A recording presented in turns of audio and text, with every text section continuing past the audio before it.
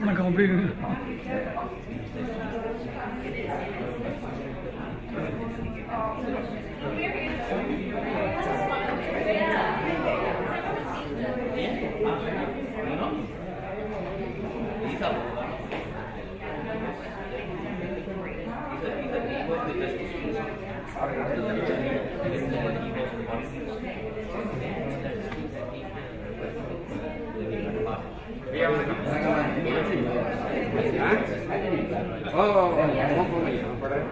It is something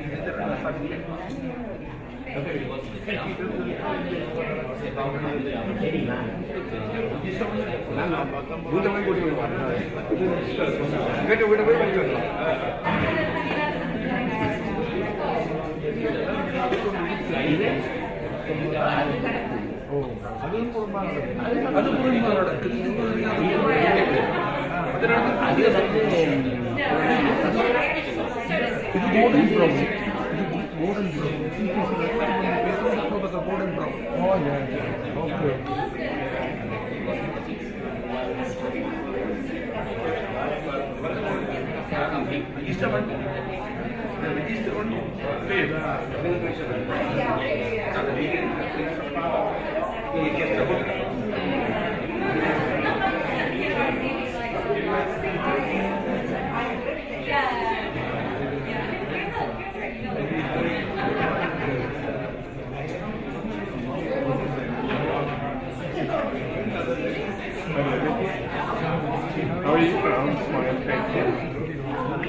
Yeah, very well. For all the good work you guys did there. But you never know.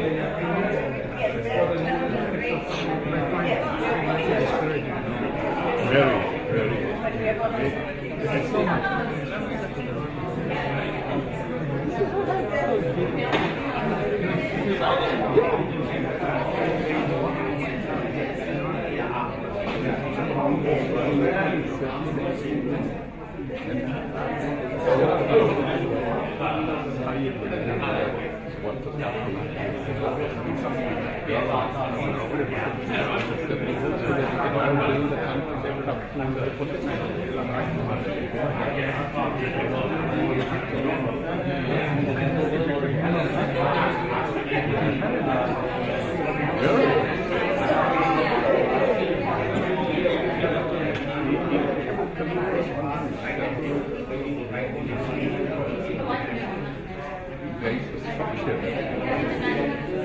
And then everybody minds their own business, all of that. And that's what longer with the structure.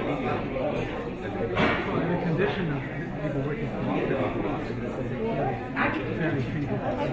To have some self-management, then they will get each other. How many kids do you make? Mine must have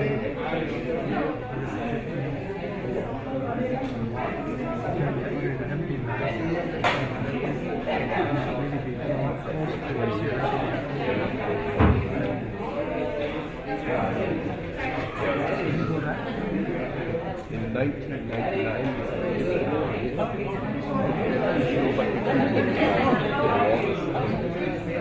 since 2009, the minister from the day that they signed so that's why I think when I go, I still sign that they're thinking everything. There'll be so many others like we come to the we all really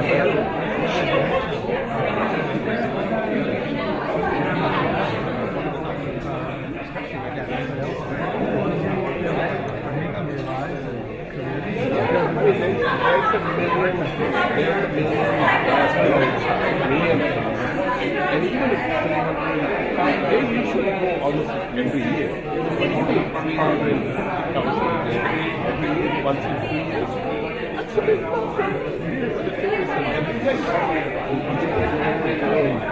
show off. This family is several of our members.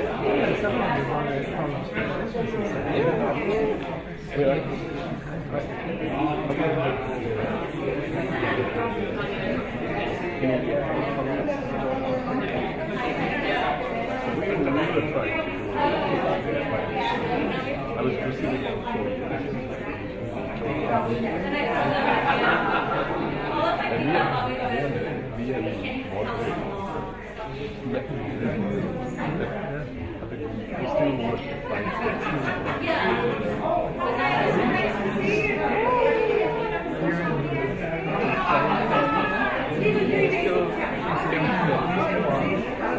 not so much,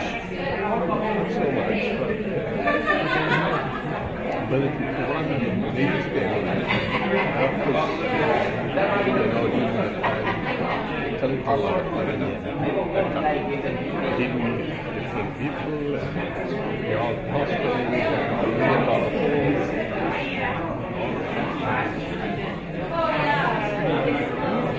I'm very happy, and it tells me more. How to see in person. Thank you for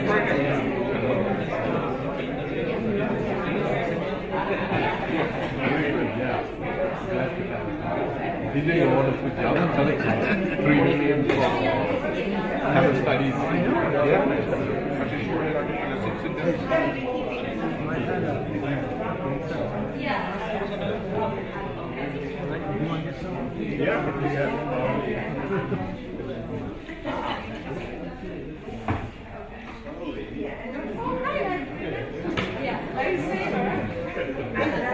working on that collecting stuff.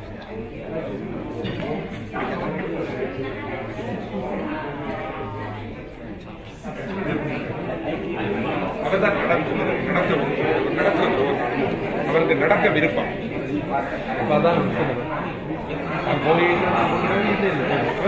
மோதுக்கு போய் நடக்கும்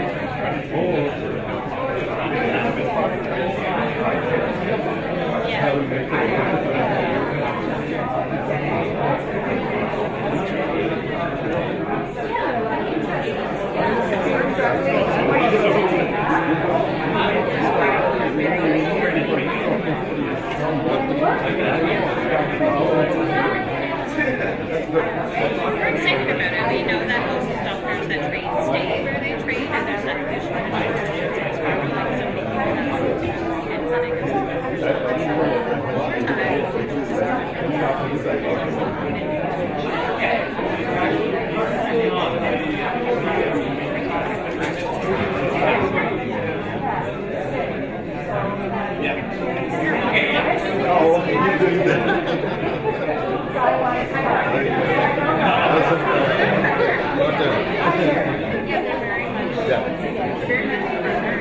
அது அவர் தான் நடக்க விரும்பினவர்.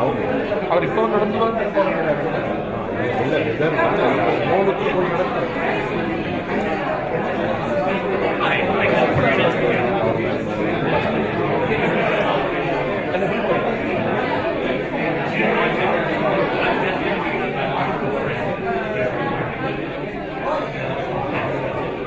எப்படி இருக்கிறீங்க?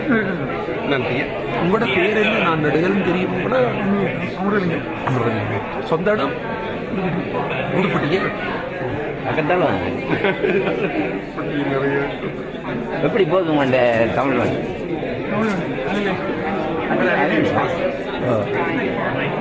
அதில் express உங்கள்ட இது இந்த யூடியூப்ல வேலை இல்லை போடுங்க யூடியூப் பாருங்க அங்கே news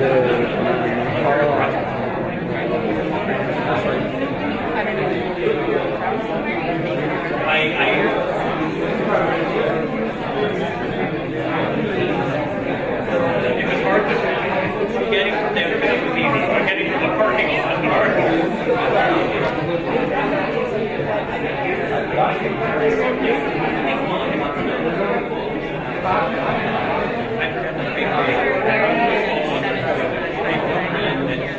I'll give an example. I'll walk there and say 5 minutes from my office, and then you tell me the address.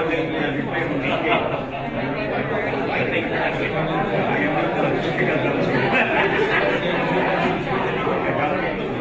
as the CTC is doing a live stream because we reached capacity.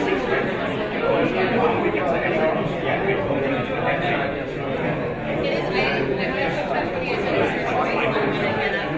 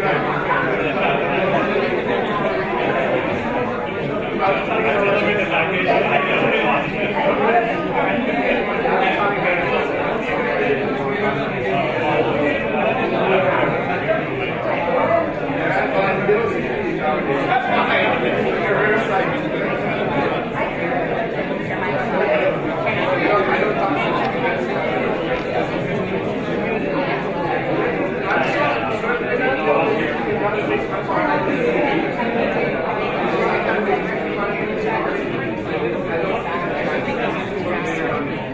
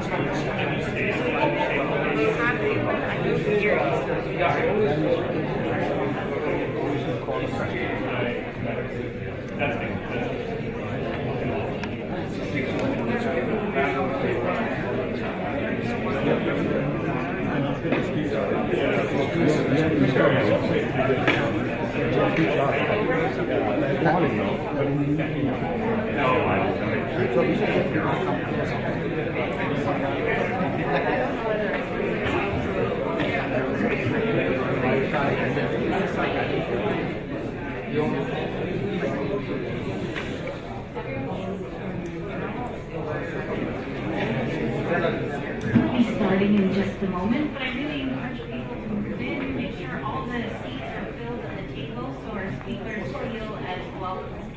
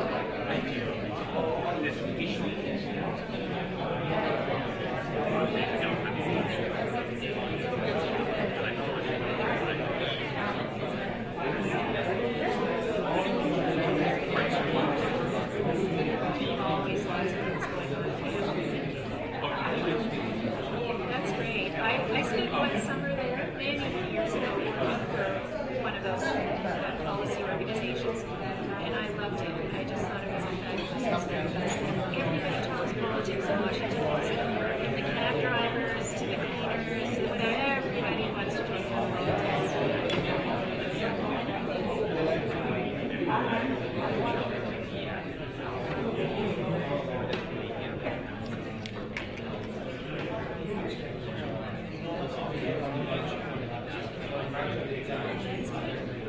Nice to meet you.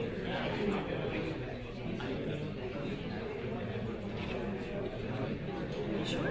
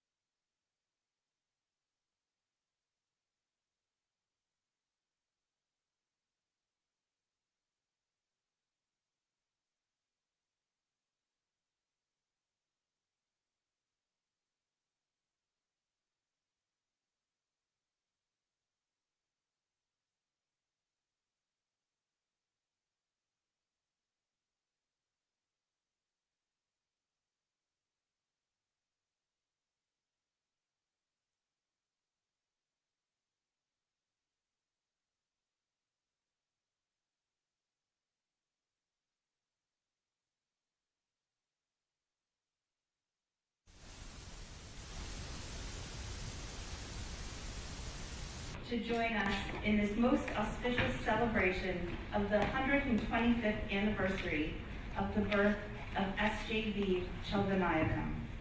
The sunshine and warmth after such a long winter are so wonderful to enjoy together.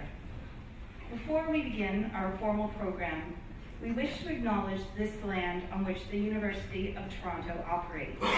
For thousands of years, it has been the traditional land of the Huron-Wendat, the Seneca, and the Mississaugas of the Credit.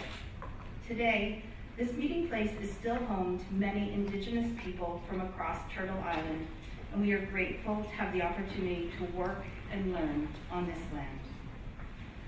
Just a few housekeeping points and a little bit about the format of today's gathering. If you are at the table and are speaking during the moderated portion, you will need to press the button on your microphone for your microphone to turn on. We are videotaping this, and it is being live streamed on Facebook, and people can access it on the CTC website. We'll have a few speakers today. We'll have a musical performance, and then we will have two speakers here, followed by a moderated panel. And you'll have plenty of time to ask questions and engage with the panel. So that's just a little bit about how our evening together will unfold. And now, I'd like to welcome Sivan Alonko to the podium. Alonko is the president of the Canadian Tamil Congress. He is also chair of the Toronto Tamil Chair Committee and led the initiative to establish the chair in Tamil Studies at the University of Toronto, Scarborough, to great success. He also spearheaded this evening and the program. Please welcome Alonko.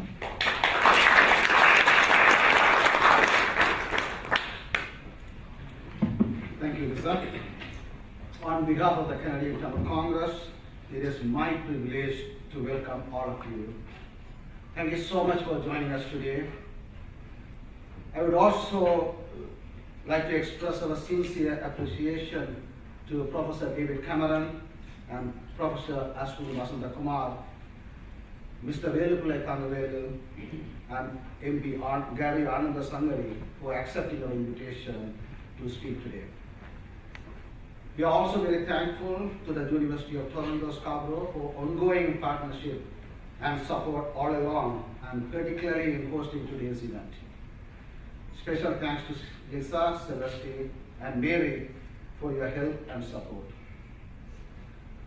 I am a little apprehensive about preceding such an eminent scholars and speakers, and have given considerable thought to what I have to say. Although SJV's Telugu lifelong contributions and dedication for Tamil's rights are many, including standing up for upcountry Tamils when they were disfranchised.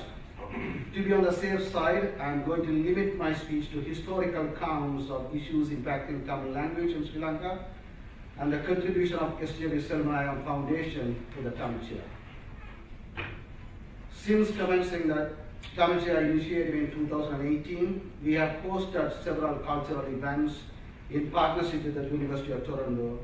This, however, is the first memorial lecture, and it happens to be SJV Selvanayagam Memorial Lecture, which makes us very happy indeed. Following the independence of 1948, the then Prime Minister S.W.R.B. Bandaranaike introduced in 1956 the Sinhala Act in Parliament, replacing English with Sinhala as the sole official language of Ceylon and excluding the oldest living language, Tamil.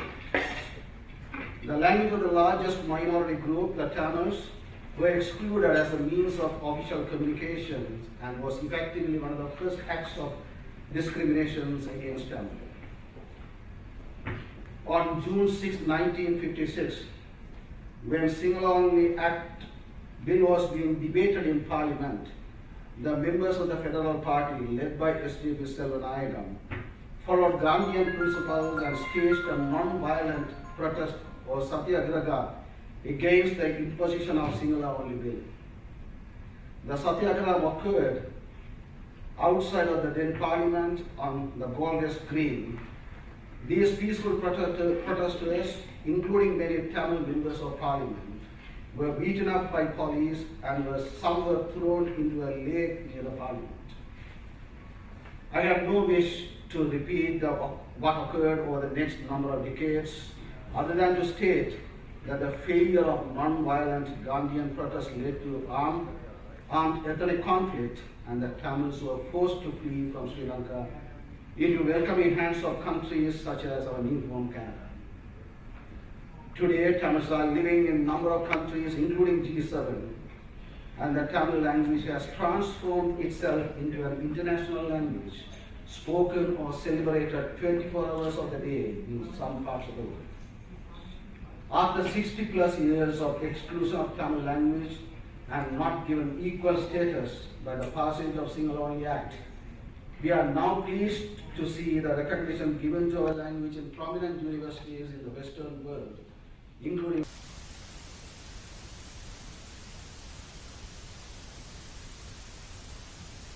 at these universities. A remarkable transformation for a language that was marginalized in Sri Lanka from 1956 onwards. I also want to share with all of you the significant contribution SJV Selvanayagam Foundation, allowing us to reach the goal of establishing a chair in Tamil studies at the University of Toronto Scarborough. I had requested Mallika Wilson to speak to SJV Selvanayagam family to provide funds from the foundation for the establishment of Tamil chair. One day, Mallika called me and asked, how much do you need to reach the goal? When I replied, we require 250,000 to meet the 3 million goal, she said, I can arrange to get it. It was a very proud moment and moving moment for both of us when both of us personally came to the university to hand over the final check of 250,000 to Celeste during the COVID period in 2021. The announcement by the university on reaching the campaign goal was scheduled for release on April 26, 2021. And by an extraordinary and a fortunate coincidence, 2 days before the release, we realized that April 26th is also SJB Selvanayagam death anniversary. I don't think even if we had planned whether we could have arrived at a better date for the announcement. This unplanned honor and recognition is truly appropriate for SJB Selvanayagam, a consistent and devoted defender of rights of Tamil and their language, using non-violent means based on Gandhian principle. We understand that the University of Toronto is in the final stage of finalizing the appointment of Tamil Chair Professor. Once this appointment is announced, we plan to work in collaboration with the Chair and the University to host many programs and events related to Tamil language and culture.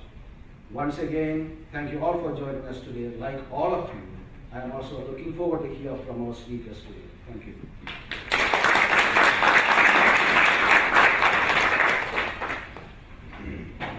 Thank you, Ilanko. Next, we have Mr. Velupalai Thangavelu. Mr. Thangavelu is a community leader and a member of the Canadian Tamil Congress. He worked as an accountant and auditor for several years in Sri Lanka, Nigeria, and Canada.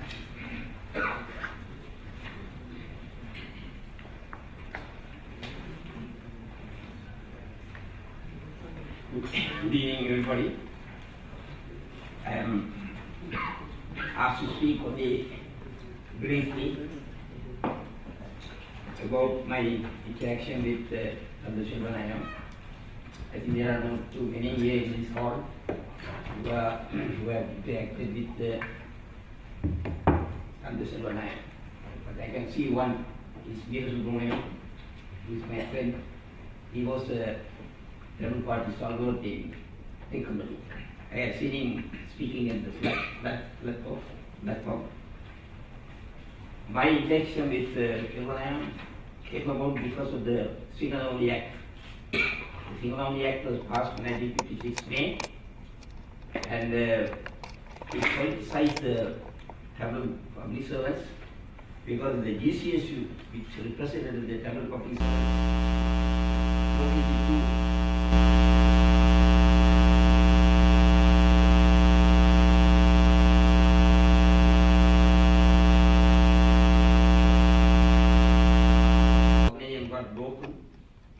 started an organization called the AES, Sangam, which means Sangha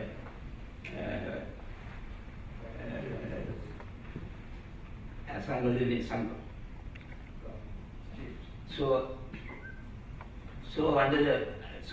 What we did was to challenge the Single Act, and we filed an action in the district court, asking the court to rule that the Single Act is null and void.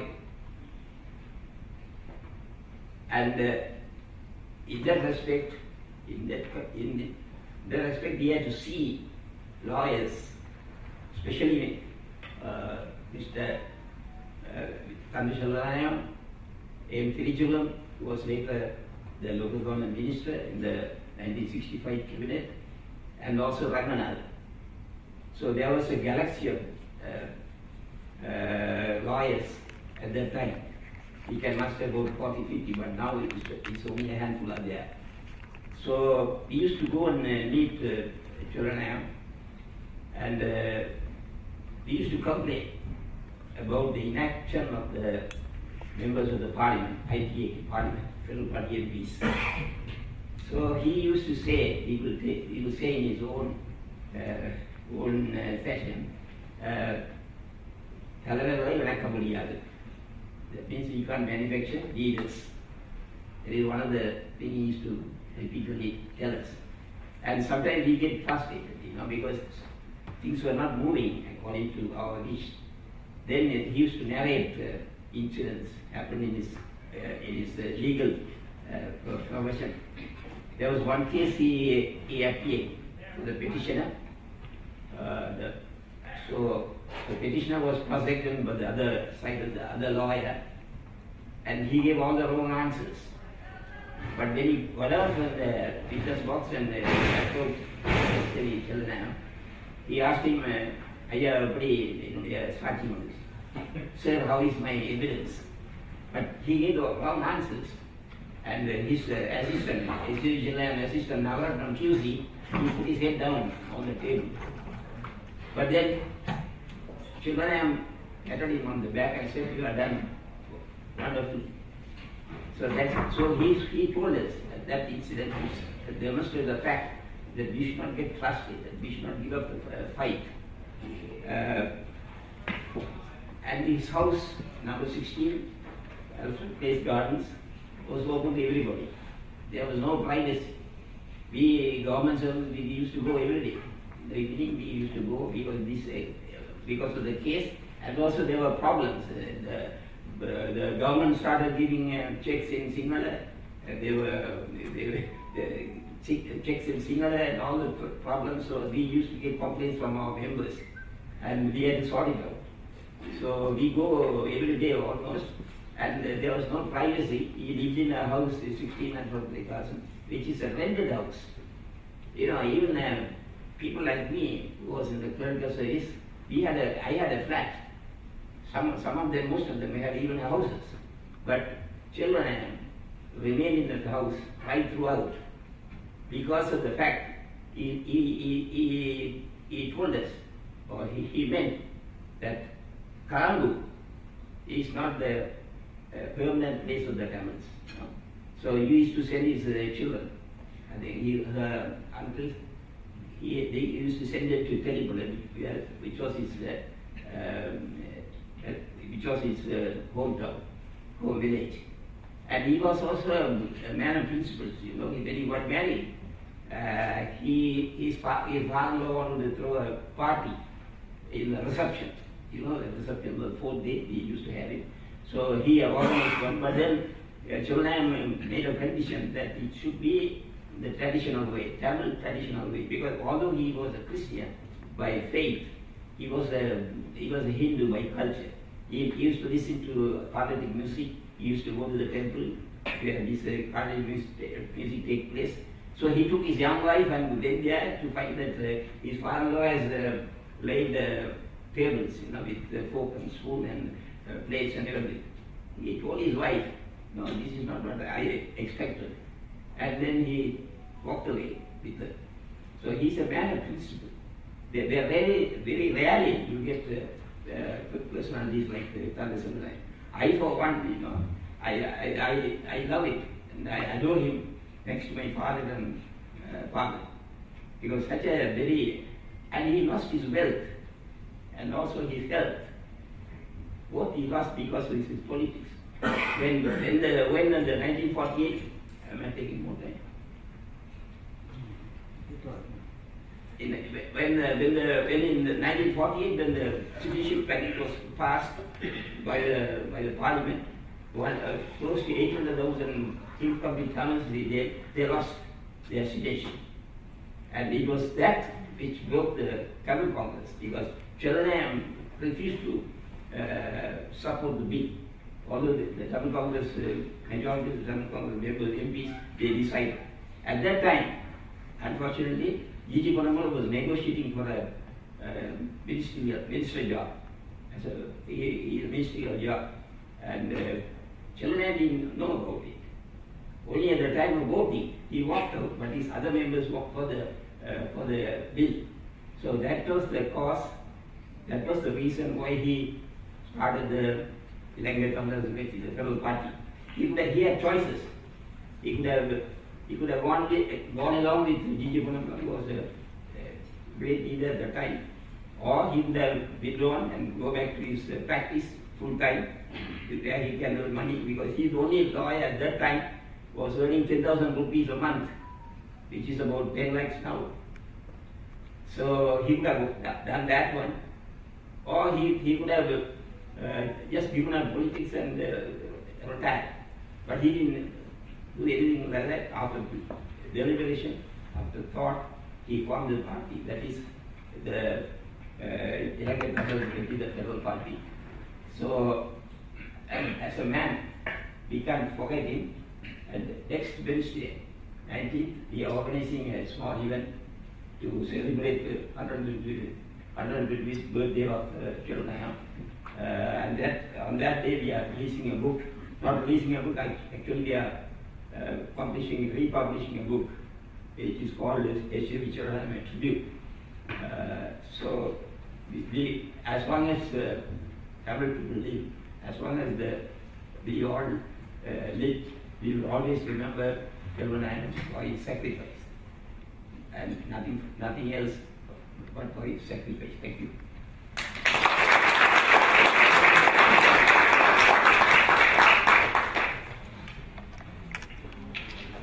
Thank you, Mr. Thangavelu.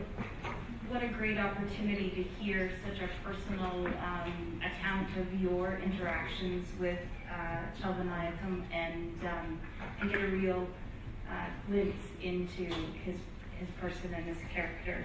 Thank you for that.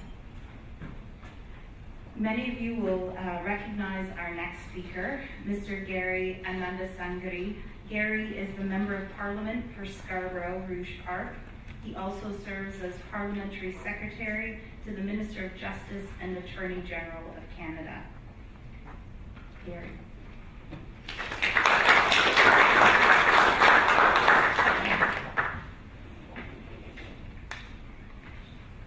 Good afternoon, everyone. I'm delighted to join you here this evening. I do want to start off by acknowledging that we're gathered here on the traditional lands of many nations, most recently at the Mississaugas of the Credit. And I want to, first of all, contribute to the Chalvanayakam family, represented by Analai and others who are here today. And I want to share with you some reflections on the late Mr. Chalvanayakam. But before that, let me just frame using some numbers where we are today. This year marks the 200th anniversary of the indentured Tamil laborers who were brought onto the island. This year also marks the 75th anniversary of the formation of the modern Sri Lankan polity, based on post-colonial yet a neo-colonial construct. This, for us, many of us here, marks the 40th anniversary of Black July. And in Canada, really the growth and the spurt of the Tamil community in the last 40 years. It is in this context, I think, we're in many ways celebrating the incredible life and legacy of the late Mr. S.J.V. Chalvanayakam. And I want to just share with you several key attributes of what his legacy entails. I think first and foremost, he had a clarity of what Tamil nationalism needs to be. And it is based on the notion of the importance of language, importance of land, importance of culture, and most importantly, a secular fight. And I think it was very, very crucial for the foundation of Tamil nationalism that we saw, and we saw the good, bad, and the ugly over the years of what that entails. But I think for many of us, the attributes of the secular notion of Tamil nationalism, I think, is critical. And as we move forward,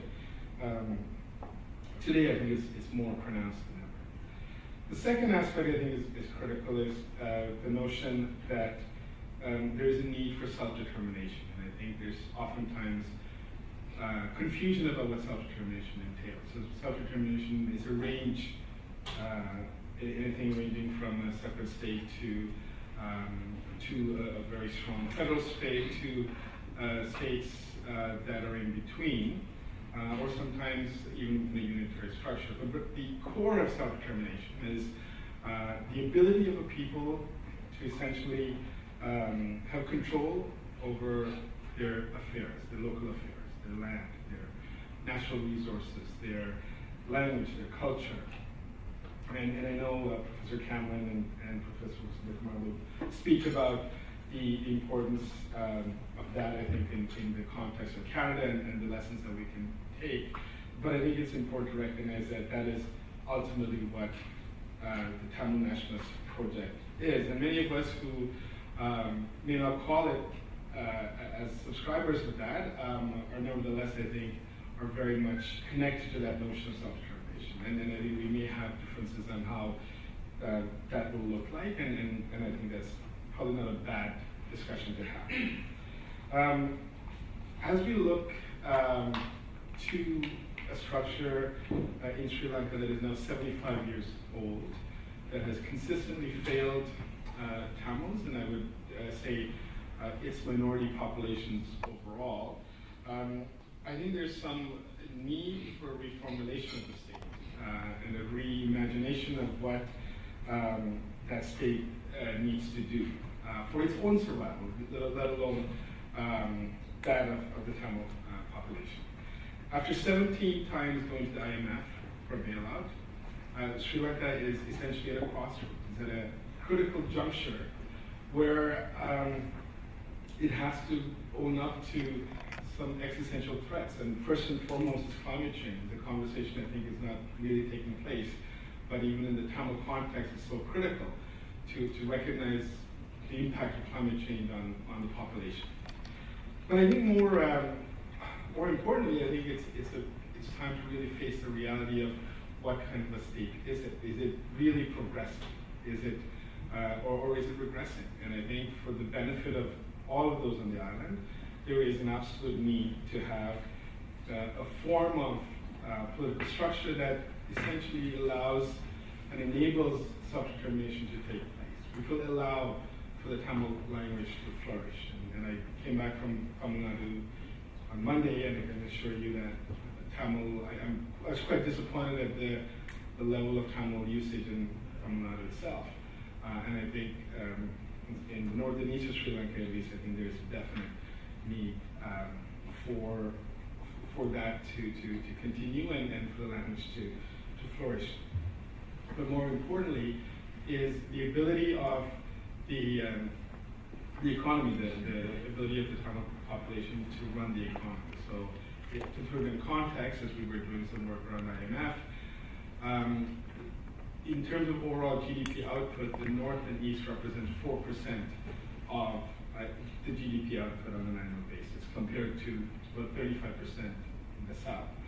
And I would argue that if you enable the North and East to have self-determination of its economy, that those numbers would be drastically different, and I would dare challenge anyone to tell us otherwise, because right now we do not have control over the land, we don't have control over business development, we don't have control over natural resources. So I think that's a critical component for us to reflect on. And finally, I think the world is watching.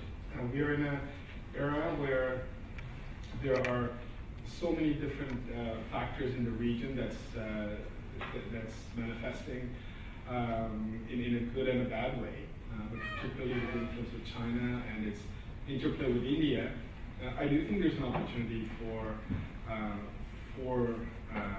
a reformation that will enable the Tamil community to self-determine its future. And to me, the lessons of S.J.B. Tilvanayagam is that he planted the seeds, he nurtured it, he built, and through many of the scholars of the ITAK that are here today, and others, I know that has continued, but that has also passed generations to a point where in Canada we saw tens and thousands of Tamils protesting in the end of the armed conflict in 2009, but more importantly, they continued to advocate for the rights of the Tamil nation. So with that, I want to end off with another important legacy, which sometimes I think is overlooked. So I had the privilege of working with Maliha when she hired me at the Ministry of Labor many years ago. And I thought she was an incredible figure at that time, but little did I know that the work of Dr. Chandra Hassan, who I was able to meet this week and for the second time, and the incredible contribution that he's made, I don't think it's recognized anywhere, frankly. He started an organization called Offer, and for the last almost 40 years, he has supported almost 70,000 Tamil refugees who are domiciled in South India. He continues to advocate for them. And one thing that he left, one thing he told me that really, I think, captured my heart. He said, education is something that is the only thing that we can take with us. And I think if we look at the legacy of the Tamil people here or on the island, or in terms of the work that he's done with the refugees who are now second, third generation in India, is the imparting education to those generations. So he has fought the Indian government, he's fought the Tamil Nadu government, and I should say he collaborated in many ways to get things done for his people, which I think has gone unnoticed, unrecognized, but not unnoticed. So I think I want to pay particular tribute to the work that he's done, and I know many of his other family members do enormous work as well.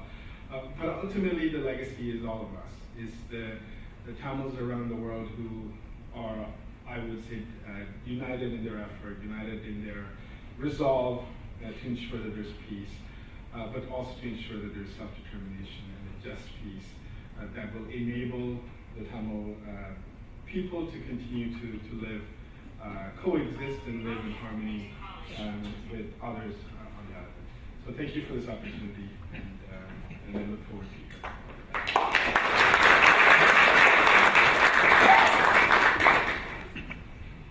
Thank you, Gary, for joining us today and for your continued support of UTSC. What is a celebration without music? Please join me in welcoming Vishnavi Shriranjan, a U of T alumni. She completed her double degree in political science and economics and is an active contributor to the Tamil community as a trained and performing vocalist and violinist. Vishnavi has learned and been performing for over 13 years and continues to incorporate her musical journey along with her career and other extracurricular activities.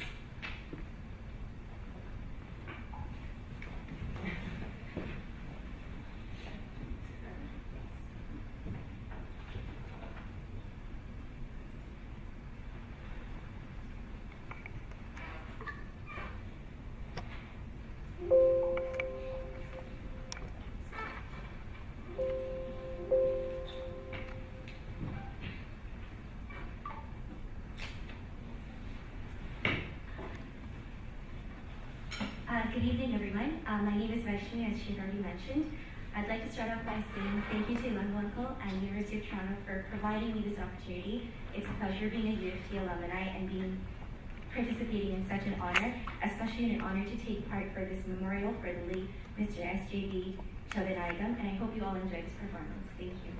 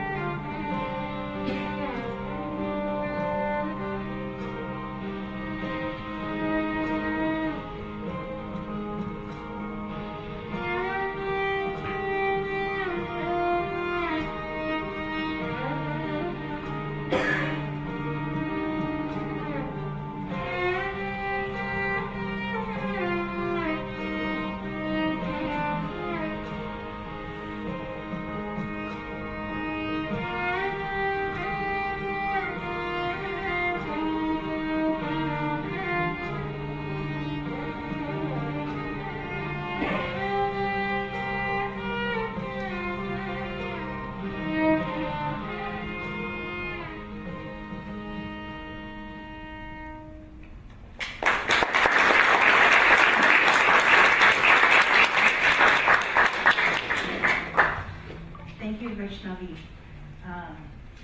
And now I'd like to welcome Professor David Cameron to speak, a professor of political science at the University of Toronto in the 1980s and 90s. Professor Cameron served as a senior official both in Ottawa and at Queen's Park.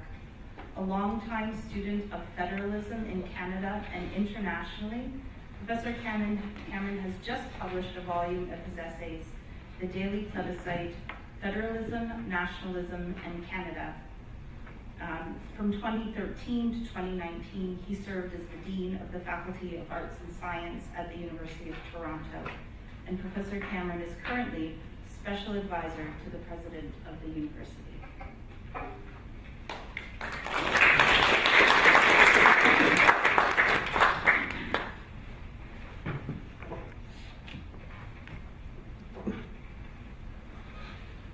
Thank you very much for that introduction. It's a great pleasure for me to be here. I have to admit that when Maria called me out of the blue to suggest this, it was kind of a rush of experiences from the past that came over me, because I haven't been heavily or directly involved with Sri Lanka for a decade and a half now, but I was at one time very intensely involved indeed, as some of you know. This event, as we know, is to honor S.J.V. Chaldanayakam on the occasion of what would have been his 125th birthday. He played clearly a very special role in Sri Lanka, and there have been some wonderful tributes to him in the remarks that he made previously. That gave, for me, a real sense of his character and his personality and contribution he made. He was the unquestioned leader of the Tamils from the mid-1940s to his death in 1977, and he was constantly, as I understand his role, constantly searching for ways in which there could be a just accommodation of the Tamil community and other minority groups within Sri Lanka. He stuck fast throughout his career to the principle of nonviolence, despite the fact that his efforts at reform, including federalism, were rejected by successive Sri Lankan governments. So I find that there is a great deal to admire in his leadership, and I'm very happy to join in honoring him this evening. Maybe just a quick word about my experience in Sri Lanka. I worked with Bob Ray during the ceasefire agreement, and we were back and forth to Sri Lanka a dozen, I don't know how many times, but a lot. And we're working actually on the government side, especially with Geo Paris, who is still in politics, if not in ministerial office currently, as I understand it. And we also were working during much of this period with the LTTE itself, and in particular S.P. Tamil Sheldon and Anton Balasingham. So it was a very, I think it was a kind of dual role that if the peace process continued, probably couldn't have been extended in quite that form, to be in a sense advising both sides to the conflict. But in those early days of the ceasefire agreement, it was possible. And for me, it was a privilege to get to know a little bit about the country and its people. And I viewed then, and I view now, the country as a place of boundless possibility. I mean, just extraordinary what kind of country that could be, but one that has tragically squandered its potential. And I think, my understanding is that even the opportunity for a new start presented by the defeat of the LTTE, it appears to have been wasted. And the country is now effectively a ward of the International Monetary Fund.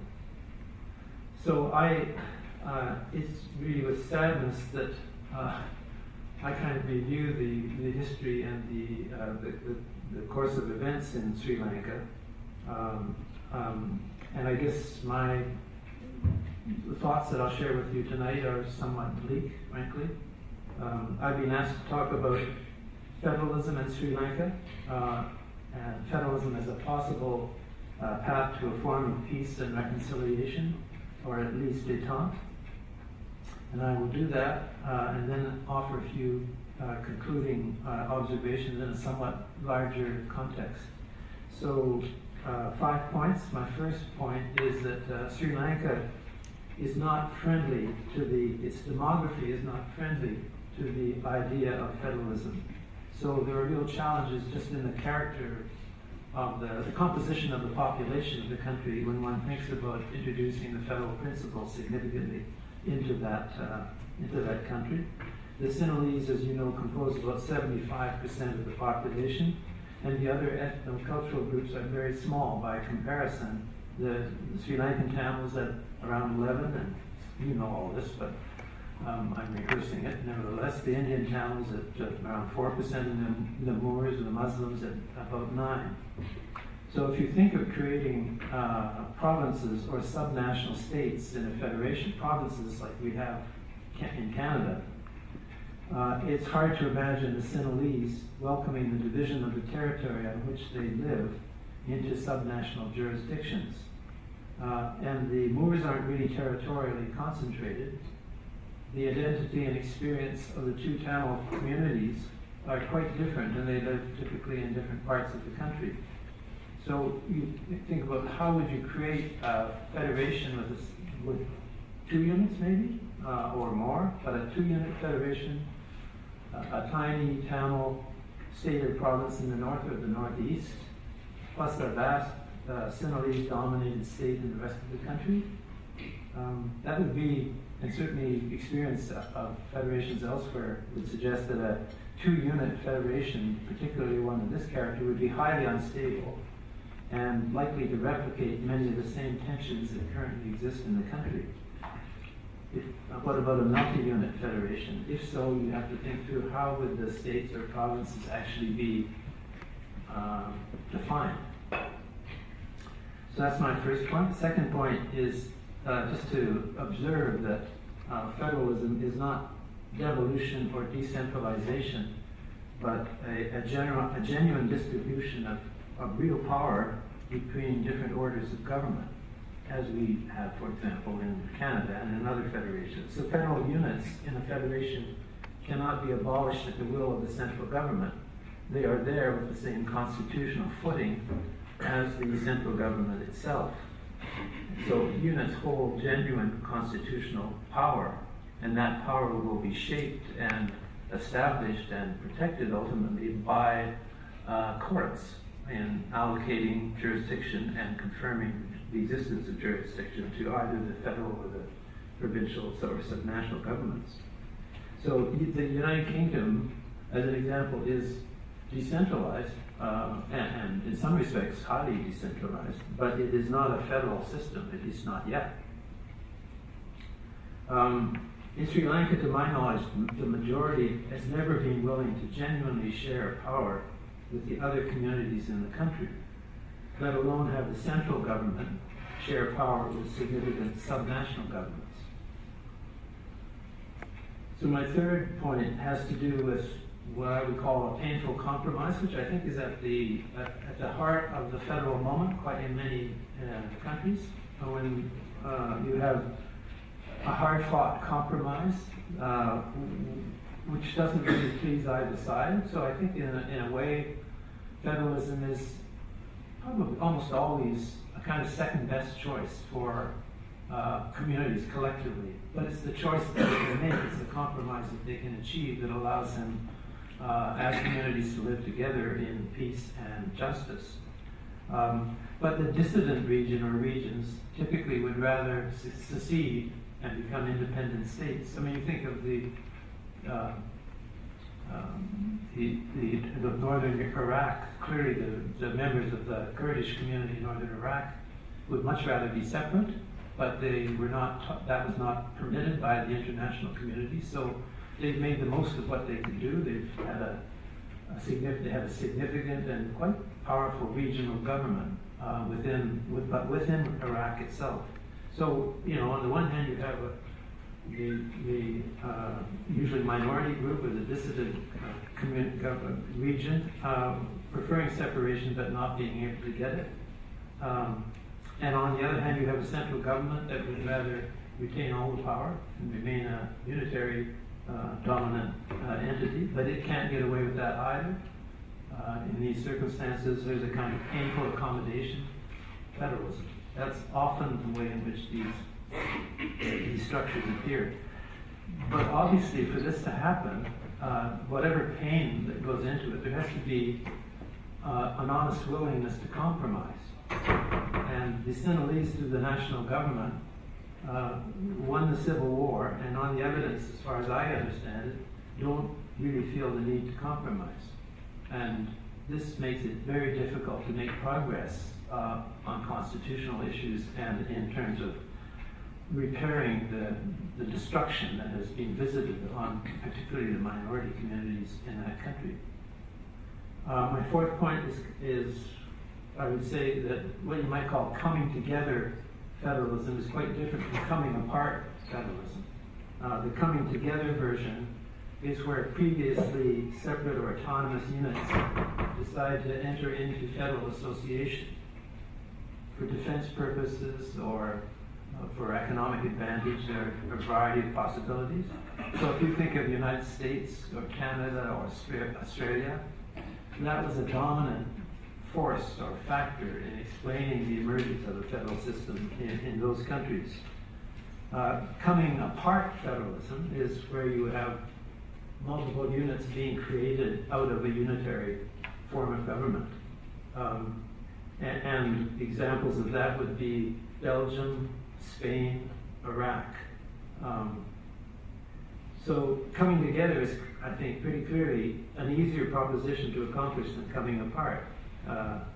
It feels as if you are positively building something, whereas the other one feels sometimes, at least for some significant members of the community, it feels like taking things apart.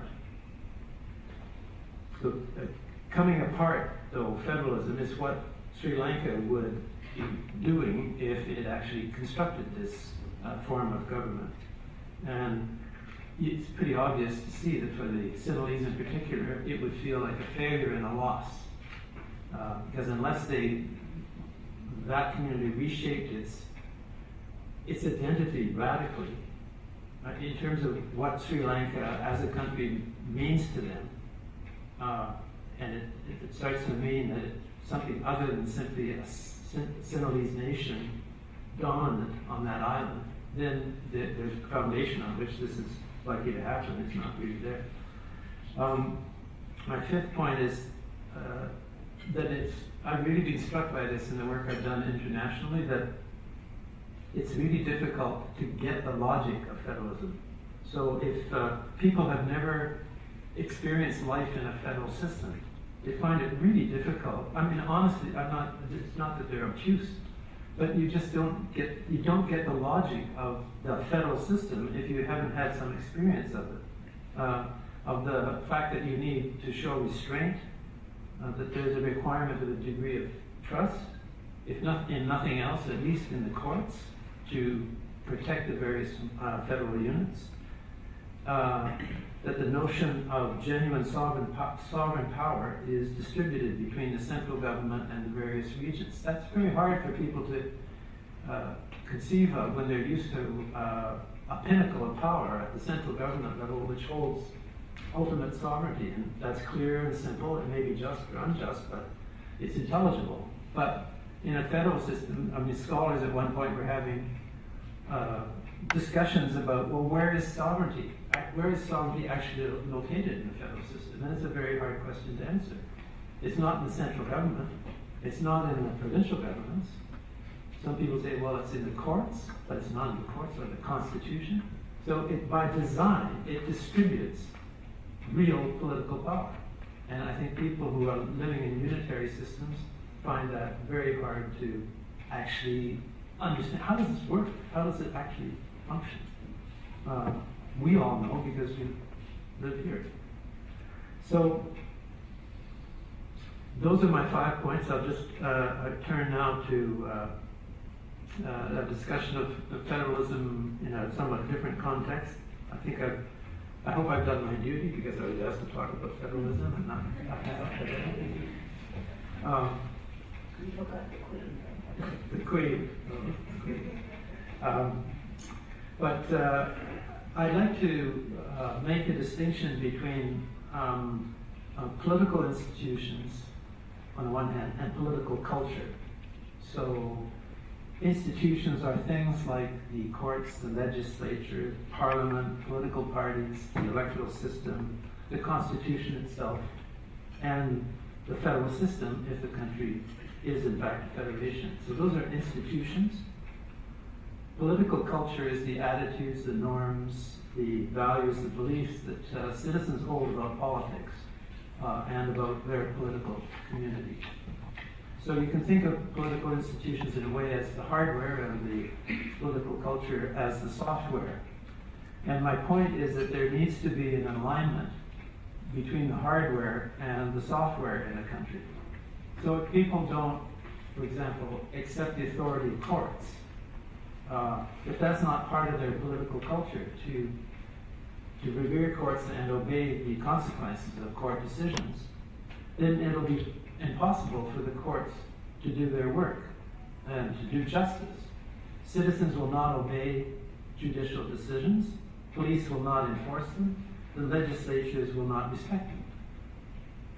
If corruption is rampant among citizens and civil society and in the economy, then don't expect a clean bureaucracy.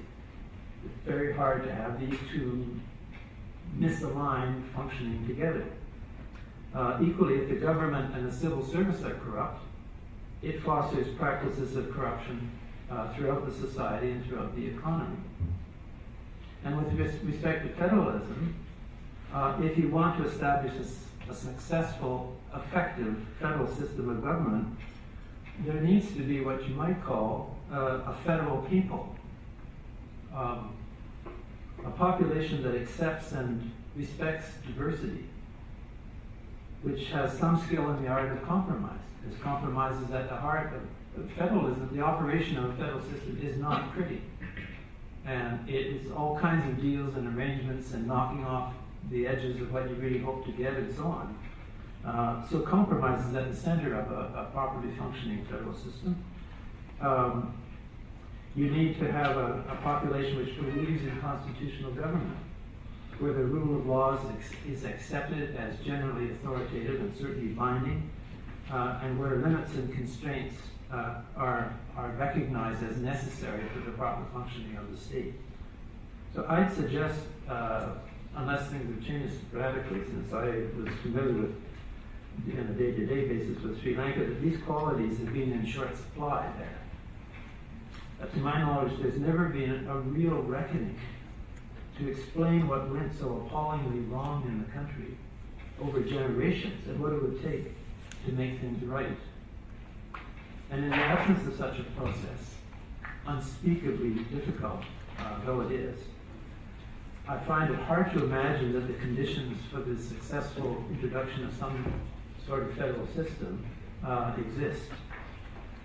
The majority has to be prepared to make the accommodations and compromises necessary to give the minorities a sense of security and a feeling that they're being treated fairly in the country. Has that happened? I don't think so. President Ranil Wickremesinghe promised in January of this year the full implementation of the 13th Amendment of the Constitution. And as you know, that provides for provincial councils and a degree of decentralization administratively, not federalism, but a degree of administrative decentralization. That was passed in 1987, so 36 years ago, and it's never been fully implemented. He promises he's going to do that finally, but in the same report I was reading, it reports that the National Freedom Front, which is part of the FPA, declared that patriotic Sri Lankans are ready to defeat the full implementation of this amendment, even at the expense of their lives. So it shows you that even today, after all that Sri Lanka has gone through, little seems to have changed. And this is an administrative arrangement fundamentally gives just a degree of self-government and control to various parts of the country, but in particular to allow the minorities in the country to have some place and character in the scheme of things. So I said at the outset that my remarks would be bleak. If that's the case, it's not really because the prospects for federalism as such are poor, though I think they are, but because the conditions for establishing a just political system, genuinely accommodating of minorities, whether federal or not, seems woefully absent. Federalism is an instrument for achieving certain ends fundamentally. People don't typically die for federalism or go to war for federalism. It's a governing instrument. It's a way of organizing yourself as a complex society so that everybody has a pretty good place in it and pretty good opportunities to flourish, both individually and communally. But it's not an end in itself. The end is missing and crucial in my opinion, and that is some form of justice and equal opportunity for all the communities of Sri Lanka. Thank you.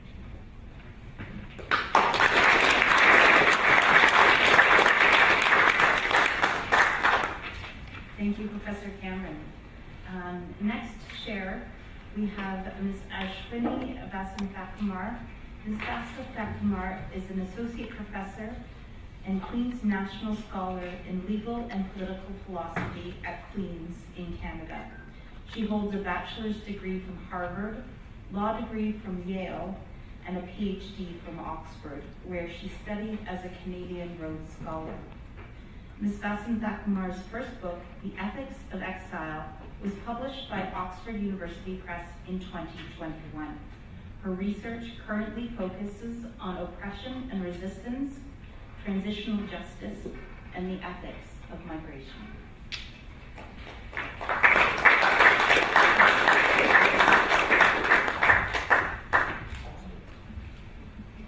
Good evening, everyone.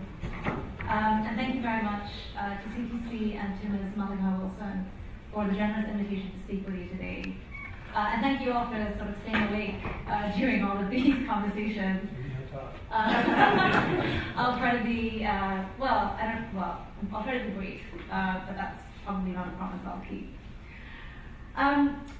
So I was born a few years after SJB Chaldanayakham's death. So I belong to the generations that inherited his political legacy, but weren't around to witness the creation of it. So in preparing for today's events, I went back to read some of Mr. Chaldanayakham's early speeches and political writings. I wanted to get a sense of what his key political commitments and values were, how he saw the predicament of Tamils and minorities in Sri Lanka, and how this might help us, or at least help me, reflect on ways of thinking of the way forward. So I should introduce the caveat that this is an interpretation. I can't guarantee that if Mr. Chaldanayakam was at the table, he would agree with anything I'm saying. But I hope that he would at least appreciate that some of his ideas, at least, continue to have this kind of relevance. So there are two key themes that I really want to highlight from his political thought that at least really resonated with me. The first was a vision of a progressive and pluralistic Tamil nationalism. So earlier, Gary alluded to the fact that Tamil nationalism can take many forms. And I really was struck by some of the aspects of nationalism that Mr. Chaldanayakam advanced. And the second sort of key element is thinking about principled pragmatism. So thinking of politics as a dance between principle and strategy, and the way in which you might try to strike that balance. So Mr. Chaldanayakam, as others have already said, had an enduring commitment to Tamil self-determination and helped to give voice to a growing political consciousness. He repeatedly reaffirmed, and the Tamil people repeatedly reaffirmed, that they had a distinct political identity and aspired to self-determination. Though Mr. Chaldanayakham's nationalism was not exclusionary or chauvinistic, If Tamil nationalism partly arose as a reaction to Sinhala Buddhist chauvinism and aggression, then Mr. Chelvanayagam seemed committed to making sure that Tamil nationalism would not mirror this kind of chauvinism. First, Mr. Chelvanayagam recognized the right of self-determination of other communities and minorities in Sri Lanka, especially Muslims and Hill Country Tamils. He repeatedly urged that these were distinct and equal communities with whom Tamils could make common cause and act in solidarity against the common threat, which was Sinhala Buddhist majoritarianism. Second, he also recognized the inherent pluralism within the Tamil community. The Tamils could come from different religious communities, from different class backgrounds, that they might embrace different political ideologies, but that they were still a part of this self-constituting Tamil political community that was committed to Tamil self-determination. So even if there is a lot of dissent and disagreement between Tamils, that they were still a part of the same unit.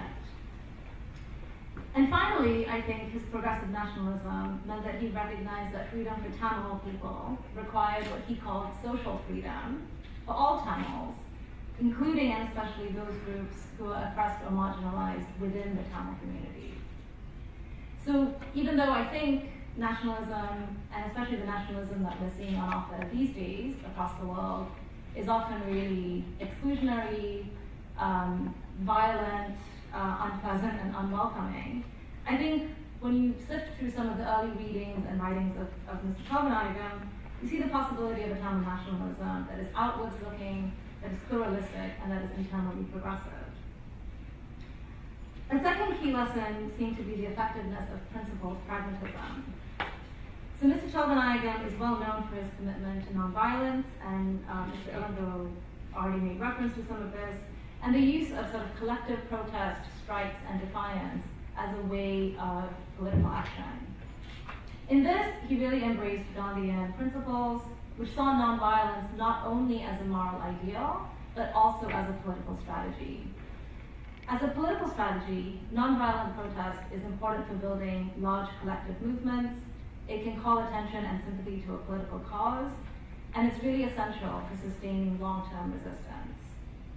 Of course, as we know, nonviolent protest doesn't always work. And I don't think this means that violent resistance is never permitted or justified, but Mr. Chelvanayagam, following Gandhi, would caution at least about the use of violence. Violence is a force that cannot be controlled once it is unleashed, and violence can easily be turned inwards to tear apart the very community that it's being used in defense of. So in short, nonviolence is an ideal, but I think it's also sometimes smart politics. And this reflects, I think, a more general pragmatism in Mr. Chelvanayagam's approach. He's famous for saying a little now and more later. So he was pragmatic in the methods and institutions he aimed for, in how he thought, for example, self-determination could best be realized, but uncompromising in his commitments to Tamil and minority rights, and to securing them in a principled way. So I think we often think that political ideals and political strategy are at loggerheads, that you have to sacrifice one for the other. And I think at least one of the lessons from Mr. Chelvanayagam's approach is that being principled and being seen to be principled can also be an effective political strategy. What also became clear reading some of these earlier speeches is, depressingly, how little has changed. In the 1940s and 50s, Tamils are worried about the seizure and colonization of Tamil lands. This is ongoing enthusiastically by the Sri Lankan military. When Gary Analai was talking about the shocking disproportionate economic development and contribution, that's something that Mr. Chelvanayagam mentions in 1949. In fact, we might think many things have become worse. Far from decentralizing power, which Mr. Chelvanayagam sought through federalism, Sri Lanka has a unitary constitution with an executive presidency whose powers only seem to be expanding, even as its office holders use these powers to commit heinous human rights abuses and make genuinely disastrous and incompetent economic decisions. There is no accountability for human rights violations, including for war crimes committed in the final months of the war. In fact, the government has proposed a new anti-terrorism bill allegedly to correct for the errors of the Prevention of Terrorism Act that actually only compounds those flaws. It is a thinly veiled attempt, I think it should be read as a thinly veiled attempt, to quash all protests and strikes. It entrenches authoritarianism. As a Sri Lankan lawyer said, right now we have a de facto police state in Sri Lanka. With the passage of this bill, we will have a de jure police state in Sri Lanka. In this regard, what is happening in Sri Lanka can be understood as something that is happening globally, including a little too close to home for comfort.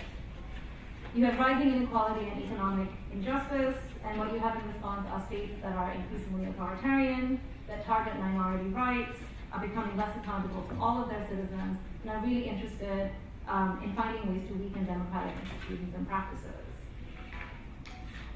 So looking ahead, things might seem a little hopeless in Sri Lanka, and especially for its minority communities, and I think David and I haven't so far provided much inspiration. The power and corruption of the political elite seems unassailable, and the situation of people in the north and the east is desperate, and I think everyone here knows that too well. But I do want to end with two reasons for hope. The first, and maybe a bit more cautiously, is that the violence and banality of the Sri Lankan state is now being felt by Sri Lankans of all communities. For long, Tamils, Muslims, and other minorities faced the brunt of the state's abuses. Now the state is targeting all dissidents, the poor, and workers. And the introduction of austerity measures under the IMF bailout is only going to increase the suffering of ordinary people across the island. To be clear, I think there have always been progressive movements that were multi-ethnic and multi-religious, and that were committed to minority rights throughout the war. Now, I think, there is the potential for broader support for structural reforms, such as decentralizing power, repealing authoritarian legislation that will also ultimately benefit minorities. What we see in Sri Lanka today is widespread opposition to the proposed anti-terrorism bill, which I should say is a genuinely terrible piece of legislation that is being proposed. Worker strikes that the government has violently suppressed, and as we know, the resistance movements from last year that are still ongoing, although in slightly suppressed form. And we know that we have the longest running protest in the north, led by the mothers, wives, and children of the missing and disappeared, demanding answers about their loved ones. So here I think there's cautious reason for hope. These protest movements have different priorities. Sri Lanka always seems to be at a turning point, and then it doesn't actually turn. But I think there's at least still the possibility to build broader coalitions. A second reason for hope that I'm a lot more confident about is the next generation of Tamil leaders, the Tamil youth. Just to be clear, I don't mean myself. I'm no longer a member of the Tamil youth, sadly. So one of the best parts of my job as a university professor is that I get to work with young people. And I do get to work with some Tamil students, not as many as U of T is fortunate to get, but some Tamil students do make their way to Queens. And I think that Tamil youth exemplify many of the principles that we most admire in leaders like Mr. Cholganayakam. The Tamil students I have taught or worked with are proud of their Tamil identity and committed to Tamil rights, both here and in Sri Lanka. Like Mr. Cholganayakam, they see Tamil liberation as tied up to the struggles of other groups. They see, for example, that Tamil resistance to colonization of Tamil lands in Sri Lanka also means that we must be committed to indigenous self-determination here in Canada. They recognize that the fight for Tamil rights is part of a global movement for minority rights and for anti-racism both here and abroad. And they also recognize that Tamil liberation has to be an inclusive liberation that includes gender equality, equality for queer Tamils, and justice for caste-oppressed Tamils.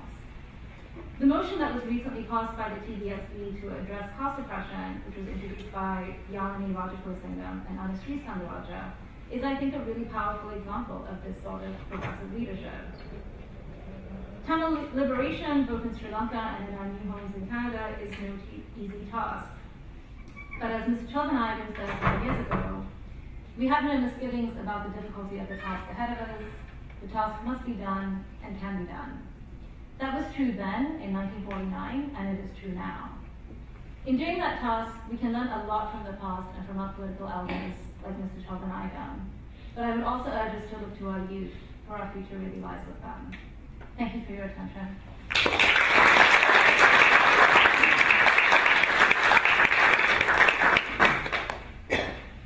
Thank you, Professor Baskin Jacomar, and thank you for leaving us on an upbeat and positive note.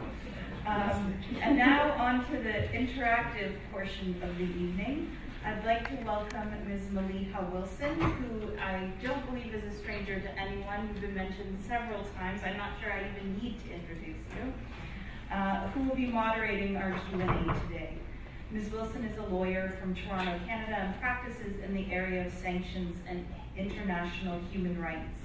Maliha advocated on behalf of the Tamil diaspora community in Canada for the imposition of Magnitsky-type sanctions on Sri Lankan officials, and has also advocated on behalf of Tamils at the UNHRC. Previously, Maliha served as the Assistant Deputy Attorney General Civil of the Government of Ontario. She has litigated before the Supreme Court of Canada and the Ontario Court of Appeal in numerous leading cases. Thank you.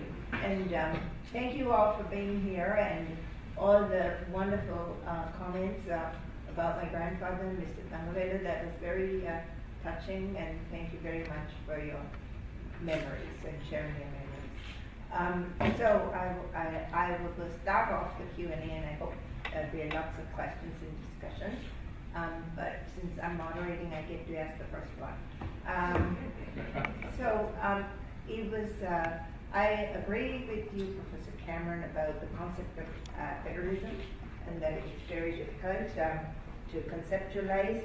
And when I was at the ministry, we would have to litigate on this, and we had a little cheat, and that was the Queen, right? So it would all come together. Now we have the King, but it's not quite the same. But it would all come together. The concept of sovereignty would come together in the person of the Queen. But Sri Lanka doesn't have that benefit, and it is a difficult concept for people who have been used to. It's a society that doesn't have, it has not been sort of taught about the rule of law to really come to grasp with.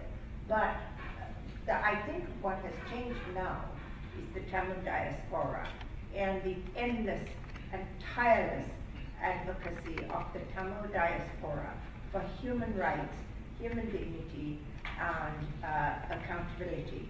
And this has been happening internationally. There have been sanctions, there have been UN resolutions. So does that, and maybe both of you can address this, does that change the political reality of Sri Lanka? Because until now, there was no countervailing force, I agree with you, to get the government to move forward.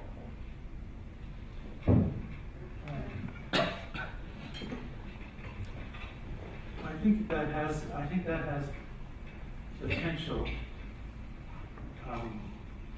and I think because I think that you could, if you engaged in imaginary futures of the past, bear with me, but if you think at the time of decolonization or independence for Sri Lanka, if another course had been followed, for example, if there had been respect for the Tamil language and accommodation of that in some form in the public administration of the country, and possibly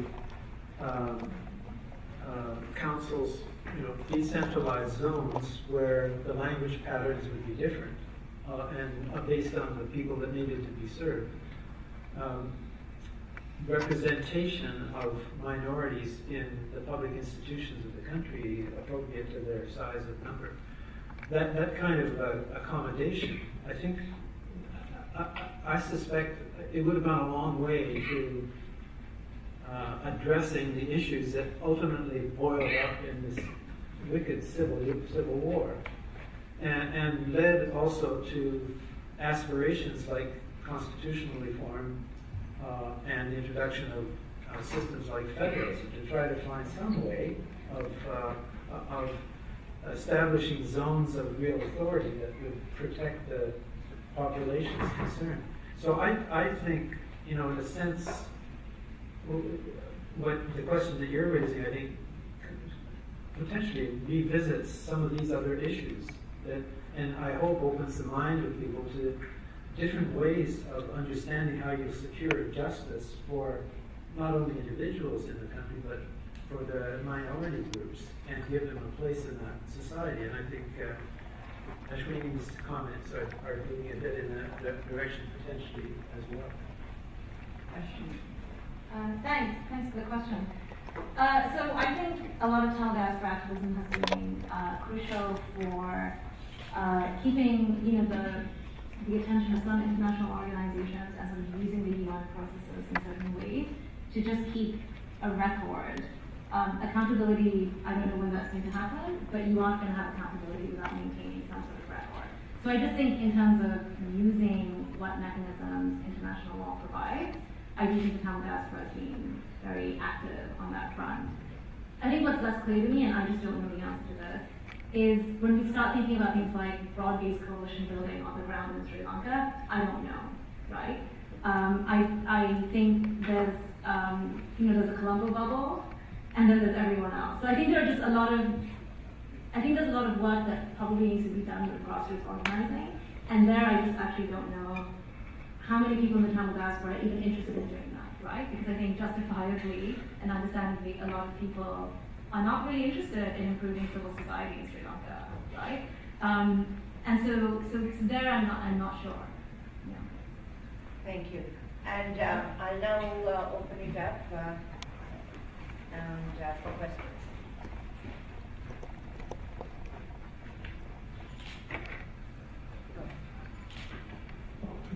My question is, my name is Chan Siddharthan. My question is to Mr. Cameron. A couple of questions. What is the role of the international community, if there is any, can be done to alleviate Tamil's long-standing problems? Number two, whatever happened to Sudan when it was under al-Bashir? The crimes against humanity, war crimes, and all those kind of stuff were brought by the international community, arm twisted, and was able to free up the South Sudan for good. If the international community can play such a role there, can it play a similar role in Sri Lanka to Tamils? Well, the second one might be best dealt with. Best dealt with by Ashwini. But I think the role of the international community is diverse, multiple. And you see one role that's being played now by the IMF and the kind of supports that are being supplied with conditions to Sri Lanka to try to get it out of its economic difficulties. So I think there are many institutions and organizations that have potentially a role to play. I think that there are some brute geopolitical realities that condition what happens internationally, and one of those is how much the country matters to the international community. I mean, that's a harsh thing to say, perhaps, but I do think that plays a role. If countries have a critical strategic importance for other major international actors, there'll be more interest in what's happening in that country and more potentially aid or direction or interference. But I guess one role that has been played, but you can judge with how much success ultimately by the international community, and in this sense, particularly Norway, has been aid and assistance in trying to find ways of supporting the various communities in Sri Lanka to find some resolution of the conflicts that they're confronting, not very successfully. So the Norwegians played a really critical role during the ceasefire. And I think a very impressive one, commitment of resources, commitment of very senior people on it, day in, day out, trying to work this thing through. So if ever there was a kind of external commitment of that kind of support, to actually both sides. I saw that at that time in Sri Lanka. And so it may have helped to achieve the ceasefire, but it did not ultimately, at least the problem was not resolved. And the organization that I was involved in, the Forum of Federations, played a role as well in trying to provide some deeper understanding of multi-governance, not necessarily a federal system, although potentially, but ways in which through government structures you could find means for the communities to achieve a level of self-determination. So I think another role that doesn't seem to have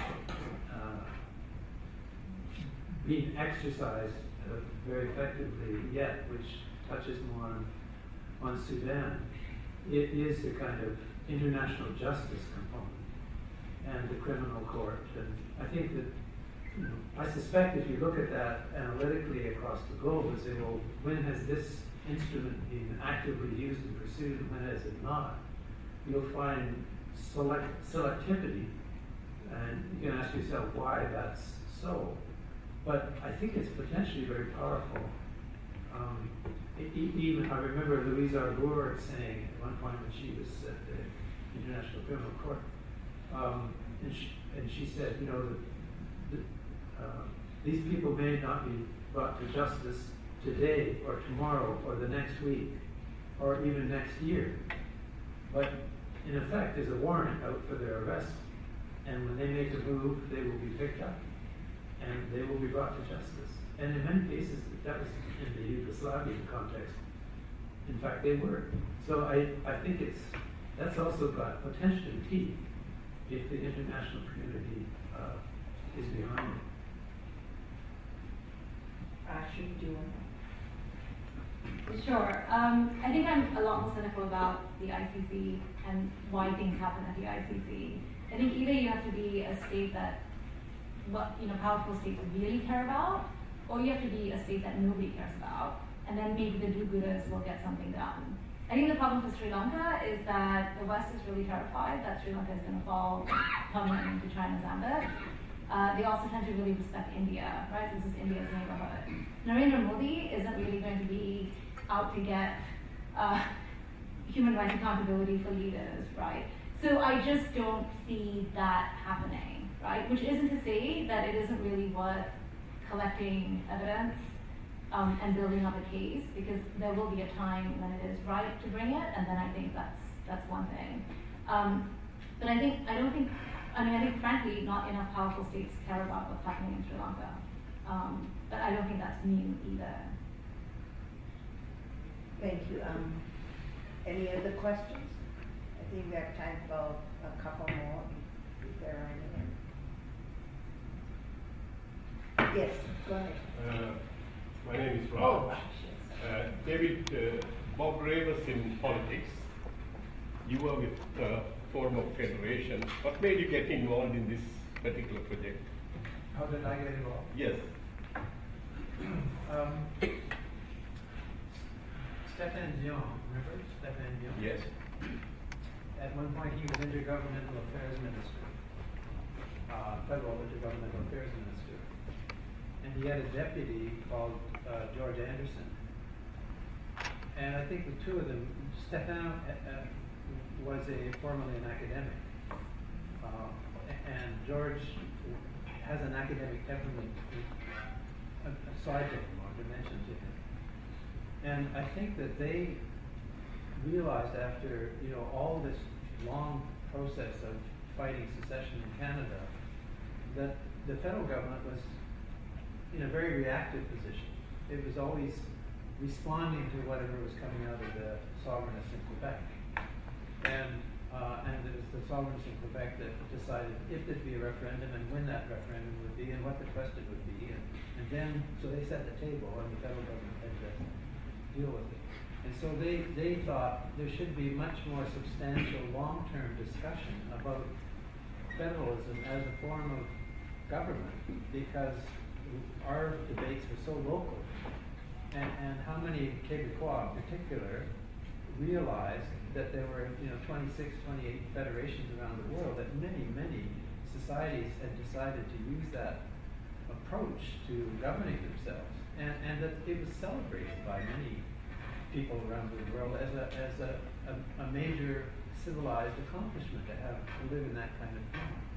And so to try to get that message across to Canadians, they set up the Forum of Federations, and to get that to decide on that, they struck a committee. Ron Watts was the chair. Bob Ray was the chair of the committee. I was a member of it, and Ron Watts was there as well. And the recommendation came to set up this Forum of Federations.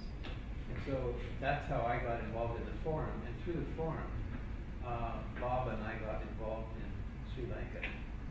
So just the final thing was that it was meant to be initially an organization that brought federal countries, existing federal countries together. There was no such body. And so the idea was that they would learn from one another, share experience, and exchange civil servants and so on. But very quickly, the international community, the various aid and support agencies, began to call on the forum and say, we are dealing with a conflict here, a post-conflict situation. We're trying to create a new constitution, and one of the options that's seriously being considered is federalism, and you guys have the expertise, we don't. So would you come and engage with this community and provide advice and support? So very quickly it got drawn into that kind of aid and development and constitution making role, which was not really in its initial conception. And that's remained a really important and critical part of what the forum does. So I worked not just in Sri Lanka via this mechanism, but I worked in Iraq and Somalia and other places, again, with the same kind of ethic in mind. That's a long answer, I'm sorry. But No. now you know. Would you go back again without using the F word? Because that's how we welcome in Sri Lanka. Go back to Sri Lanka? Yeah, I mean, it's a post-conflict time. The same idea, but use a different word there. Yeah, I mean, I think I've become, looking at my role, I found it was an enormously interesting and gratifying experience in many ways. But if I look back objectively and say, well, what has been the benefit and impact of this kind of effort for the societies I've dealt with? Iraq, Somalia, Sri Lanka. I've done a lot of work in Jerusalem on the Temple Mount. There's a kind of volcanic core of the conflict in the Middle East. I'm not saying that I'm totally responsible, but my batting average is not very good. So if I thought I could be helpful, yes. Take the right conditions. Go. Last question. Thank you. My name is Subhash Sundaraj, and all of the years, especially at Sri Lanka, I've done so much for Sri Lanka Thomas, particularly for upcountry Thomas. I'm also from Central Province, Kunnur area, and even like Mr. Gary said, it's been 200 years. They left India and been there for Sri Lanka for 200 years, and they contributed so much for the economy. And still, I would say they're modern slavery. If you look at Central Province, highest child labor, school dropout, malnutrition, suicide, all kind of problems going on. They don't even have address in their estates, no house number, nothing, right? I was there last year, almost 9 months, helping this community. And anything that their issues never been spoken, only nowadays kind of internationally people are talking about it since the 200 years of migration, right? And not only that, even I was in India refugee camp last year, and I see so many refugees, and we are lucky came to Canada, we got the citizenship, all the privileges, but who left Sri Lanka as a refugee to India, they're still refugees. They are still in the camp, no citizenship, they are just like they are still there, right? So that's one of the issues that we need to speak about it. And also the Free State community of Sri Lanka, they really desperately need help and attention. There's so terrible. Not even a single piece of land they wanted. They are the one, they contribute so much. They build the railway tracks and the roads, build the tea estate plantation, so much GDP. They brought so much income to the country, and they've been forgotten. And thank you for the opportunity. At least I had an opportunity to speak on behalf of our country. Thank you.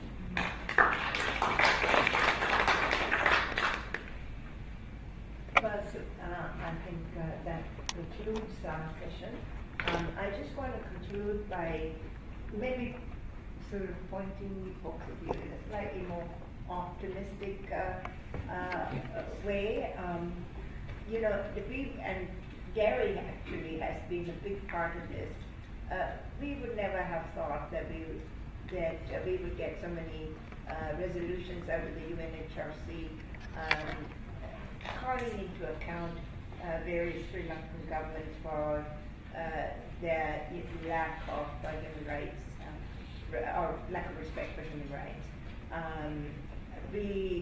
Currently the UNHRC is compiling a record of crimes against humanity and war crimes and so on. There have been sanctions issued against Sri Lankan officials. At some stage, the Sri Lankan leadership, or the leadership of the South, certainly they've been named and shamed, but you know, if you want to function in the modern world, it is now expected that you respect human rights and democracy and rule of law and principles such as this. So there's a clear choice. I think it's what Gary said, we are facing a new set of circumstances, and there is a clear choice as to whether they want to be part of the modern world with the enrichment that it brings, or carry on in the same way that just the entire population gets affected negatively by carrying on in the same way. So it's a clear choice. There's things happening internationally. Who knows where it will go? But I did want to leave people with a slightly more optimistic view. But in the process, I want to thank both of you so much for contributing.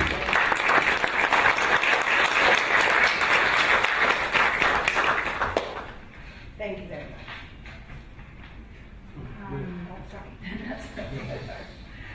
Before everyone heads home, I want to take a moment once again to thank our speakers this evening for sharing their knowledge and insights with us. On a very personal level, I've had the privilege of getting to know the Tamil community through the Tamil Chair over the last 4 years, and honestly and truly, I could have sat and listened to you both for the whole evening. I learned so much, and I'm deeply grateful to you both.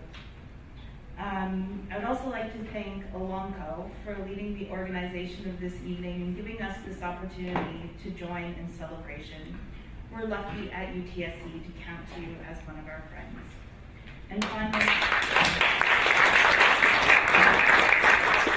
on behalf of myself and my colleagues, I'd like to wish you all a happy Tamil New Year, one day early. May this year bring an abundance of joy, success, love, and prosperity to you and your family. Safe travels as you head home, and good night,